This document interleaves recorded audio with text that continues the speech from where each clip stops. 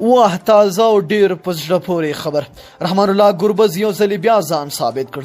د ټولو افغانو توپوهونکو څخه زیاتې منډې وکړې. دا چې د چا خلاف دا هر سره په دغه ویډیو کې وګورئ. ګرانو مینوالو السلام علیکم. 13 ورځ افغان 11 لوبډلې د هندستان د ډیلی کرکټ لوبډلې سره یوه تمریناتي شلوریزه لوبه په ګریټر نویډا ښار کې ترسره کړه چې افغان 11 لوبډلې ډیلی ته د 80 منډو په تدبیر سخته ماته ورکړه. د لوبې په افغانانو وګټله او لومړی د توپوهنې پریکړه وکړه. د باران له امله لوبه له 10 اورونو څخه 19 ته راښکته شو.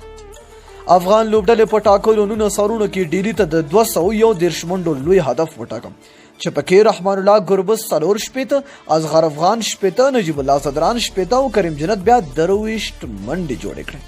ورپسې د ډیلی لوبډلې توپوهنه پیل کړه چې د افغان 11 لوبډلې په وړاندې مقاومت ونه سو کړی او یوازې د 104 منډو په ترلاسه کولو سره ټول لوبغاړي له لاسه ورکړل.